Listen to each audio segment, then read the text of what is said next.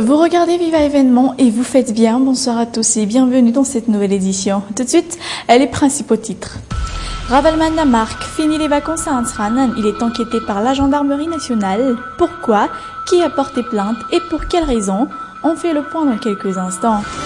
Et dans cette affaire, Ravalman Namark, où est passé Jean-Marc Koumba? Il a disparu. Son épouse exige des réponses venant de l'État. Accident à Ampeflou, un garçon de 14 ans se fait écraser par un train. Il échappe de justesse à la mort. Les détails dans cette édition. Actualité internationale, Jérusalem, terrorisme, un activiste israélien agressé et gravement blessé.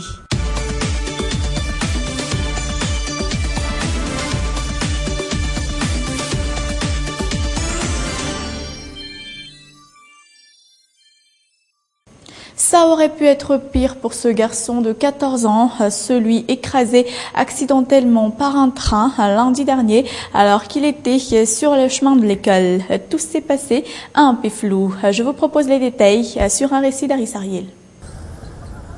C'est sur ce chemin que ce lycéen tout peine âgé de 14 ans s'est fait renverser par un train. Ce chemin figure parmi les raccourcis pour passer à Davamamp et un Peflou. C'est un jeune garçon âgé d'environ 14 ans. Il allait sûrement rejoindre l'école, la LMA. Il était trop près du chemin de fer. Voilà pourquoi il s'est fait renverser. Son cartable s'est écorché sur le train et l'a bousculé vers l'avant et puis il est tombé. Au moins une centaine de personnes côtoient cette route chaque jour. Un accident pareil rend perplexes les gens aux alentours. Le train a renversé ce jeune lycéen de derrière. La population s'est mobilisée afin d'emmener le jeune homme à l'hôpital le plus proche.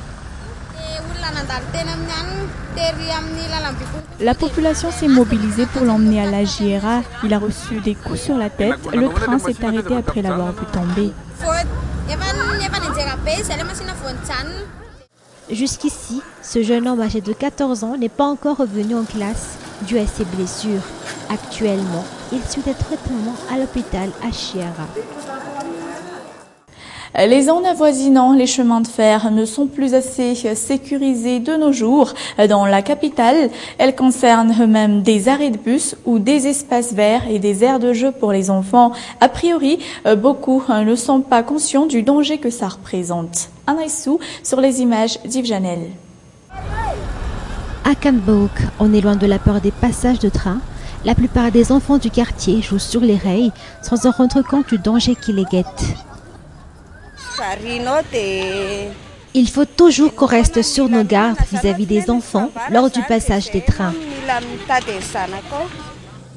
Même si la plupart des habitants sont en connaissance des heures de passage de train, y compris les gardiens de barrage, tout le monde reste tout de même perplexe face à son passage. Ce chemin de fer mène vers Antirabé. Le train passe ici de 5h à 6h du matin. Sur cet autre rail, le train y passe tous les demi-heures. Non seulement les habitants, mais la plupart des voitures semblent pas savoir l'arrivée des trains, faute de quoi le nombre d'accidents entre trains et voitures s'accroît.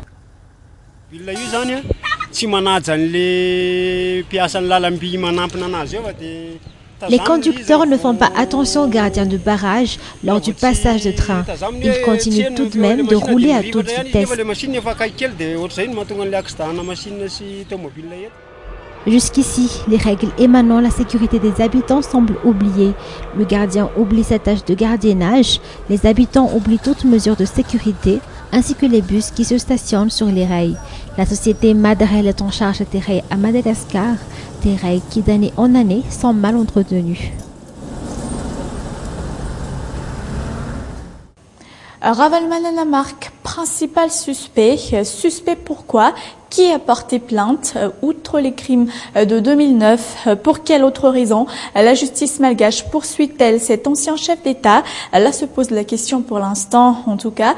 Ce qui est sûr, c'est que Ravalman Namark fait l'objet d'une enquête. La gendarmerie nationale a d'ailleurs convoqué son avocat pour y assister. Elle ignore où est son mari. Elle l'a vu pour la dernière fois en garde à vue à Fiadanen il y a quelques jours. L'épouse de Jean-Marc Koumba a rencontré la presse ce jour en fin d'après-midi. Cette dernière souhaite revoir son époux. Ce dernier, ex-garde du corps rapproché de l'ancien chef d'État, qui, rappelons, est suspecté d'avoir contribué au retour clandestin en terre malgache de Ravelman Namark et a été de ce fait arrêté par les forces de l'ordre vendredi dernier dans sa résidence d'Antirabé. Écoutons l'épouse de Jean-Marc Koumba sur le micro d'Yves Janel. On m'a fait comprendre dès le début, on m'a expliqué la raison de la détention de mon mari. J'avais l'impression que les réponses étaient toutes faites chez eux, que les réponses que je donnais étaient transformées systématiquement en reconnaissance du fait que mon mari n'était pas avec moi le dimanche 12 octobre 2014.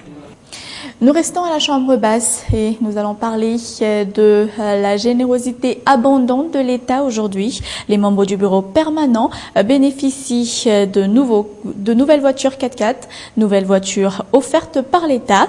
Tous les députés sont d'ailleurs concernés. Ce n'est qu'une question de temps. Reportage.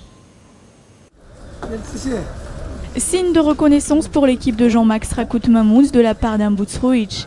Les membres du bureau permanent viennent de recevoir leur part de 4x4, des 4x4 de marque Santa Fe, parmi ceux remis par un multinational chinois au président de la République au début de son mandat.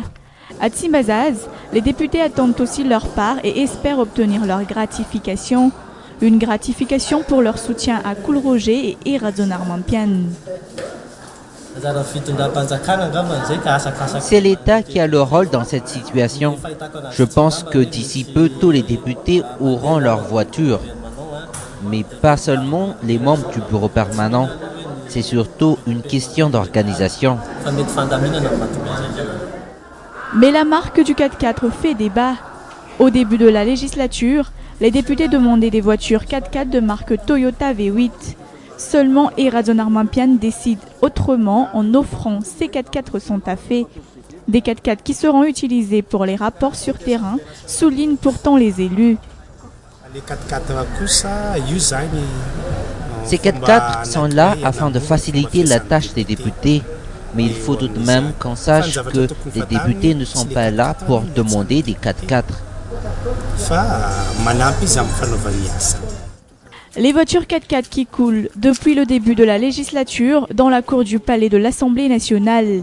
Les voitures 4x4 qui deviennent monnaie courante pour nos députés opérateurs et députés soi-disant politiciens. Point final de cette édition. Merci à tous de votre attention. Prochain rendez-vous demain à la même heure. Et comme je vous le dis à chaque terme de Viva Événement, restez sur Viva, vous ne serez pas déçus. Au revoir.